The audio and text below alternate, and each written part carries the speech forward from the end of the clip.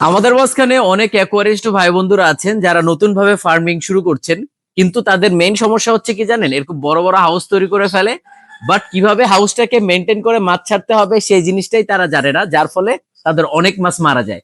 তো আজকের ভিডিওতে আমি চেষ্টা করব কিভাবে আমি আমার ট্যাঙ্কটাকে প্রস্তুত করছি এবং কিভাবে আপনারা আপনাদের ট্যাঙ্কটাকে প্রস্তুত করে নতুন ভাবে মাছ ছাড়তে পারবেন, যার ফলে আপনাদের একটা মাছও মরবে না, মাছ অসুস্থ হবে না এবং ঠিকঠাক ফার্মিং করে সফলতা অর্জন করতে পারবেন।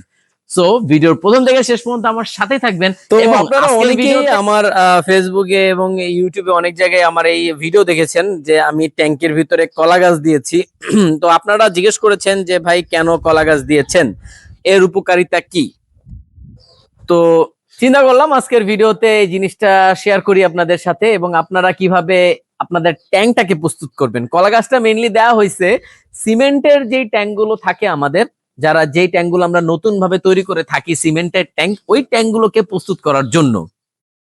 তো কলা গাছই বা কেন, বা অন্য কিছুকে দেওয়া যেত না? হ্যাঁ, দেওয়া যেত। আগে বলে নেই কেন দিচ্ছি।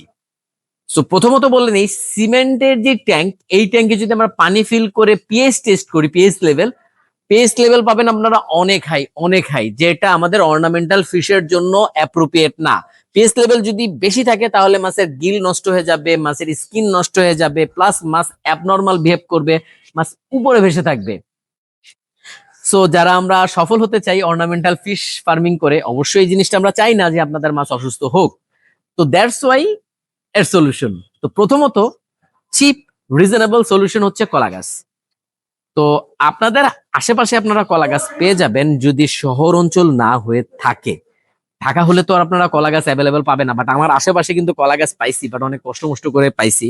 কারণ বাড়ির কাজ অনেকেই ধরে দেখা যাচ্ছে যে বাড়িঘর তৈরি করে ফেলতেছে, দ্যাটস ওয়াই আমরা ওই আগের মতন কলা গাছ আর পাই না। তো অ্যারেঞ্জ করছি কলা গাছ, তো কলা গাছ কেটে কেটে কেটে কেটে একদম প্রত্যেকটা ট্যাঙ্ক গাদাই দিছি। এই কলা গাছটা কি করবে, আপনার ট্যানিন তৈরি করবে, যেটা বাদাম পাতা তৈরি করে যেরকম ট্যানিন, তাই না? সো এই কলা গাছটাকে আমি সপ্তাহ দুয়েক রাখবো, আনটিল কলা গাছটা যখন পচবে। কলা গাছটা পচে দেখবেন কি এর ভিতরে মশা তৈরি হচ্ছে। মশা তো ভাই আমরা তৈরি করতে পারবো না। আর যারা আমরা বেডটা ফার্মিং করে থাকি, যখন মশা দেখবেন তুলে নিয়ে বেটাদের খাওয়াই দিবেন, বেডটা খুব এনজয় করবে, পার্টি পার্টি, তাই না? সো এটা হচ্ছে জিনিস যে আপনারা কলা গাছ ব্যবহার করতে পারেন। এই ক্ষেত্রে কলা গাছ আপনার ট্যাঙ্কের কেমিক্যাল রিয়াকশন, সিমেন্টের যে কেমিক্যাল রিয়াকশনটা হয়, রাসায়নিক পদার্থ থাকে অনেক, সেটাকে নিউট্রালাইজ করে ফেলবে এবং পিএইচ কে কমায় ব্যালেন্সে নিয়ে আসবে সপ্তাহ দুয়েকের মধ্যে। যখন দেখবেন কলা গাছটা ব্রাউন হয়ে গেছে পচে, দেন একটা বাজে স্মেল তৈরি হচ্ছে, তো পানি দেখলে বুঝতে পারবেন আপনারা যে কখন আপনাদের মাছ ছাড়া উচিত। তো তারপরে কি করব, আমি এটাকে তুলে ফেলে মিথিলিন ব্লু দিয়ে আরো এক দুই দিন রাখবো, ট্যাঙ্কটাকে ওয়াশ করব, দেন দু তিন জোড়া গাপ্পি ছেড়ে দিব। ছেড়ে দিয়ে দেখবো যে মাছের কি অবস্থা, মাছের মুভমেন্ট কেমন, মাছ কি টিকে আছে না মারা গেছে, না সঠিকভাবে ঘুরে বেড়াচ্ছে, তাই না? তো যাদের কাছে কলা গাছ থাকবে না তারা কি করবেন? কলা গাছ ছাড়া কি অল্টারনেটিভ কিছু নাই? হ্যাঁ, কলা গাছ ছাড়া অল্টারনেটিভ আছে, আপনারা চাইলে ব্যবহার করতে পারেন। সেটা হচ্ছে যে আম, শুকনো আম পাতা, বাদাম পাতা, এগুলা যদি গাদায় ভরে দিতে পারেন আপনারা আপনাদের ট্যাঙ্ক, সো ওইটাও কিন্তু আপনাদের ভালো একটা বেনিফিট দিবে। একই একই প্রসেসই হবে।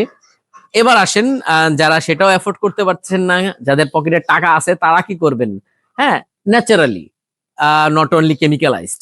কেমিক্যাল বলবো যে কিভাবে আপনারা কেমিক্যাল দিয়ে এটাকে প্রসেস করতে পারবেন। যদি আপনাদের কাছে এনাফ টাকা থাকে, আপনারা যে কোনো একটা পাইকারি বাজারে যাবেন, যেখান থেকে পাইকারি আপনারা কিনতে পারবেন। কি কিনতে পারবেন? পাইকারিতে আপনারা তেঁতুল কিনতে পারবেন। সো তেঁতুল কিন্তু অ্যাসিডিক, তাই না? সো এই এই কেমিক্যাল রিয়াকশন বলেন বা এই সিমেন্টের যে ধক, সেটা কিন্তু যখন আপনারা আহ তেঁতুল ব্যবহার করবেন, তেঁতুল কিন্তু এটাকে ব্যালেন্স করে ফেলবে, পিএইচ কমায় ফেলবে। সো তেঁতুল কিন্তু খুব ভালো কাজ করে। হ্যাঁ, তো অনেক বড় ভাইরা আছেন যারা কিন্তু পাইকারি তেঁতুল কিনে এই প্রবলেমটাও তারা সর্ট আউট করছে। তো এই তো আপনাদের একটা অল্টারনেটিভ বলে দিলাম। যদি কলা গাছ না থাকে তাহলে আপনারা কি করে এটা সলভ করবেন? এটা আপনারা তেঁতুলের মাধ্যমেও সলভ করতে পারেন, এই যে ট্যাঙ্কের রিয়াকশনটা। তারপরে আপনারা মাছ ছাড়বেন, খুব ভালো একটা রেজাল্ট পাবেন। কারণ তেঁতুল এফোর্ড করা একটু কষ্ট হয়ে যায়, কারণ অনেক বড় বড় হাউস থাকে। তো সেই ক্ষেত্রে কলা গাছই আমি বলতে পারি যে একটা বেটার সলিউশন সবার জন্য।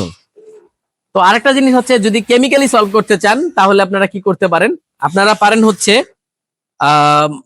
ভিনেগার অ্যাড করতে।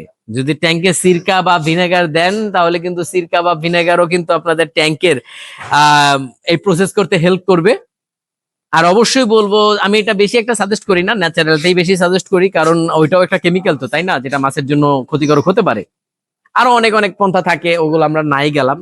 তো বেসিক এই জিনিসগুলো আপনাদের ধারণা দিয়ে দিচ্ছি, আশা করি আপনাদের কাজে আসবে। এবং আমি কলা গাছ ট্রিটমেন্টে গেছি এবং এটা সপ্তাহ 2-1 বার রাখবো, তারপরে মিথিলিন ব্লু দিয়ে 2 দিন রাখবো, ক্লিন করে ভালো করে, আলহামদুলিল্লাহ ফ্রেশ পানি দিয়ে ট্যাঙ্কে মাছ ছেড়ে দিব।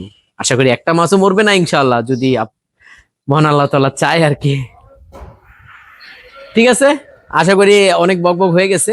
ভিডিওটি যদি ভালো লাগে অবশ্যই লাইক দিবেন, কমেন্টস করে জানাবেন ভিডিওটি আপনাদের কোনো কাজে এসেছে কিনা, আর শেয়ার করে অন্যদের দেখার সুযোগ করে দিবেন।